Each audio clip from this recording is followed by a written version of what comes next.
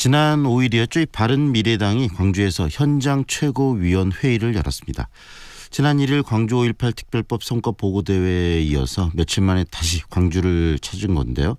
통합 이후 좀처럼 오를 줄 모르는 이 지지율에 대한 걱정과 반등을 위한 적극적 호남 행보라는 그런 시각이 있습니다. 바른미래당이 미래 그리고 얼마 남지 않은 6.13 지방선거 전략 등에 대해서 어떻게 대응할지 이야기 들어보겠습니다. 박주선 바른미래당 공동대표 연결돼 있습니다. 안녕하세요, 대표님. 네, 안녕하십니까. 네, 바른미래당을 이끄시면서 굉장히 바쁘실 텐데요. 어떻습니까? 예. 호남에서 이렇게 최고위원 회의를 개최하신 이유 뭐 특별히 있으실까요? 저희 호남에서 국민의당을 압도적으로 지지를 해주셨는데 국민의당이 쪼개진 상태로 지금 바른정당으로 통합이 돼가지고 바른미래당이 이제 됐습니다. 네. 그런데 저희들은 지역주의를 극복하고 동서합을 일으켜서 국력을 극대화하면서 국민합을 이루자는 목표로 이제 출범을 했는데 네. 이 일부에서는 뭐 호남을 배신했느니 뭐 김대중 정신을 배신했니 등등 이야기를 하고 있어서 우리 바른미래당이 창당되고 그 취지 그리고 앞으로 나갈 길을 광주 전남 도민에게 좀 알려드리려고 네. 갔습니다. 제일 처음 먼저 간 것이 이제 전라북도 GM 사태 때문에 먼저 갔었고 네. 대구 다녀오고 그다음에 광주를 갔습니다. 네. 결국 바른미래당의 창당 정신이 김대중 정신을 이어가는 것이다라는 말씀이시네요.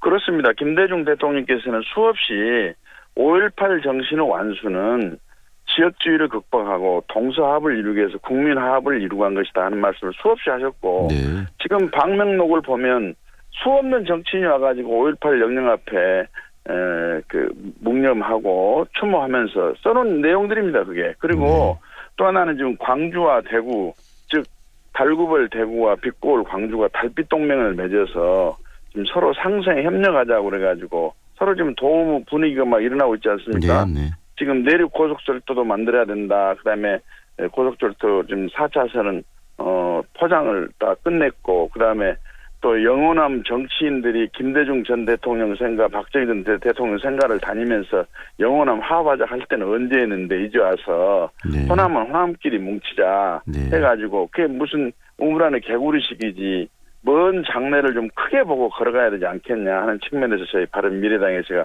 남아서 역할을 좀 하고 있습니다. 네.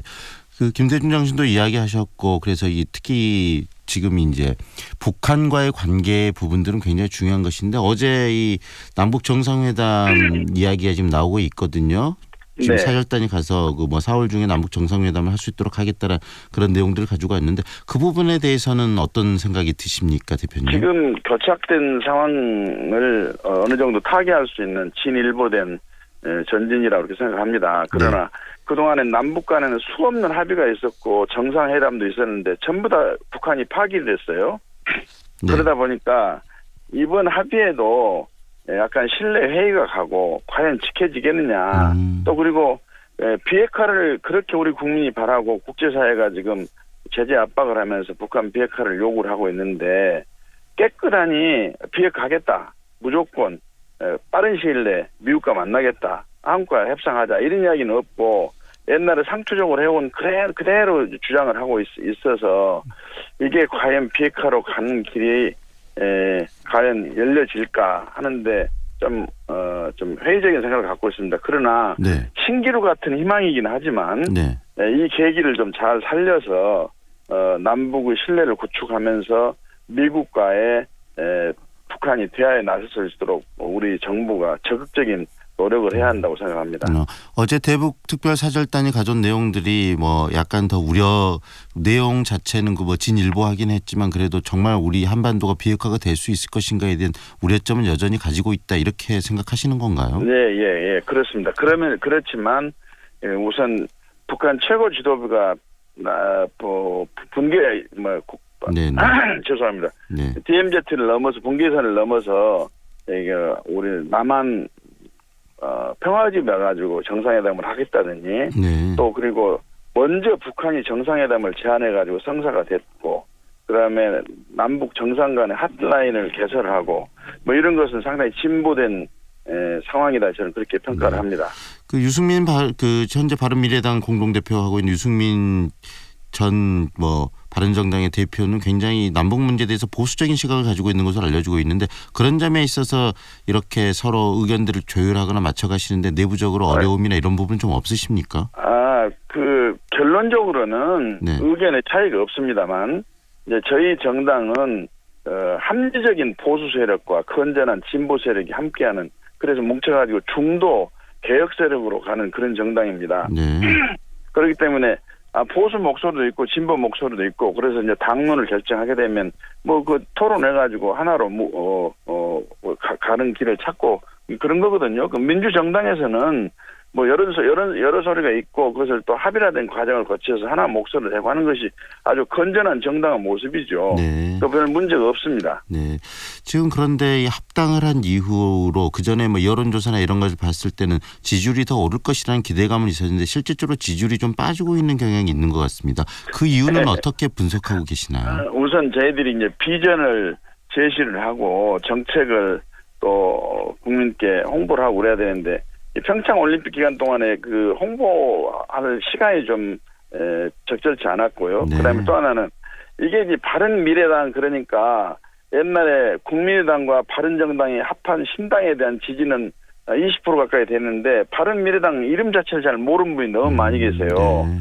그래서 이제 이 문제를 좀 적극적인 홍보를 통해서 하다 보면 좀 나아지라고 생각이 되고요. 그리고 네. 우리 특히나 중요한 것은 광주와 전남북 즉 호남에서 네. 이렇게 지역주의를 이용해 가지고 이게 동서합을 거부하는 모습으로 가는 정당에 대해서 지지를 할 거냐 아니면 먼 장래를 보면서 큰 그림을 그리면서 가는 또 교섭단체를 가지고 있는 정당을 지지할 거냐 하는 것은 얼마 안 가서 네. 민심이 합의라가 되지 않겠는가 이렇게 저는 생각하고 있기 때문에 6.13 지방선거 이전에 지지율은 상당히 오를 것이다 이렇게 낙관적인 전망을 하고 있습니다. 네.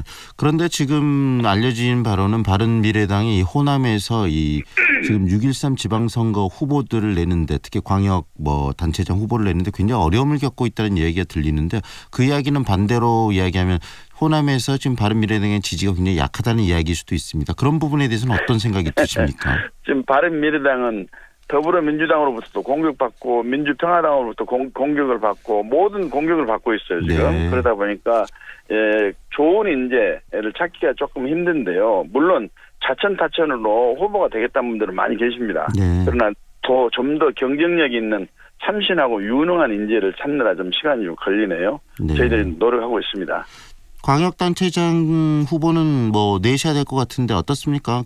아니 당연히 내야죠. 네. 당연히 그렇죠. 내야 됩니다. 전남도지사, 광주시장 네. 다 내실 거란 이야기신 거죠? 예, 그렇습니다. 네. 네. 어떤 분들을 지금 섭외를 하고 계시나요? 어떤 구체적인 인물이 아니시더라도 방향성이라도 알려주시죠. 네.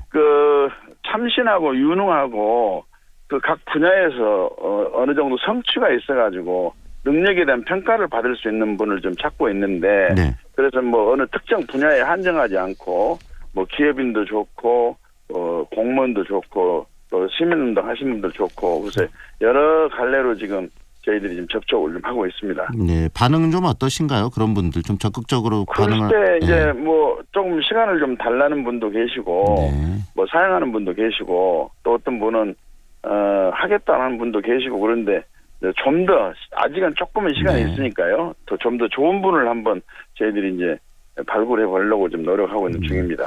6.13 지방선거에 또 이 바른미래당에 어떻게 보면 에너지를 끌어올릴 수 있는 그런 분기점이 되는 게 바로 안철수 옛날 전 국민의당 대표의 서울시장 출마건이 아닌가 싶어요. 그 부분은 확정이 된 사항입니까?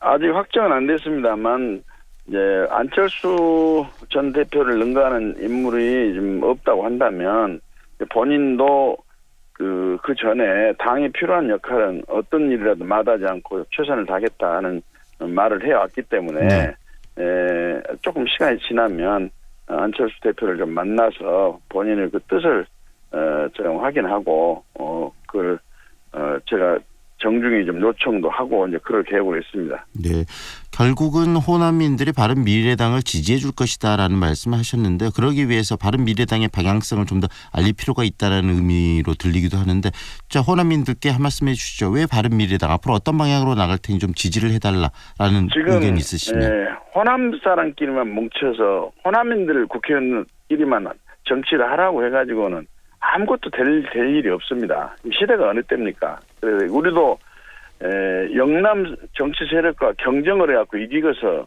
우리도 대선 후보가 좀 되고 그런 호남 정치 발전을 시키는 큰 원대한 목표를 좀 가져야 되지 않겠습니까? 네. 이제 그런 측면에서 저희는 호남을 넘고 영남을 넘어서 통합을 해가지고 이제 전국을 상대로 우뚝 서는 그런 정당이 좀 돼가지고 호남 정치 발전 내지 복원도 좀 해야 되겠다는 그런 계획을 갖고 있기 때문에 이런 저희들이 가는 방향과 또 목표에 대해서는 많은 분들이 공감해 주실 것으로 알고 있습니다.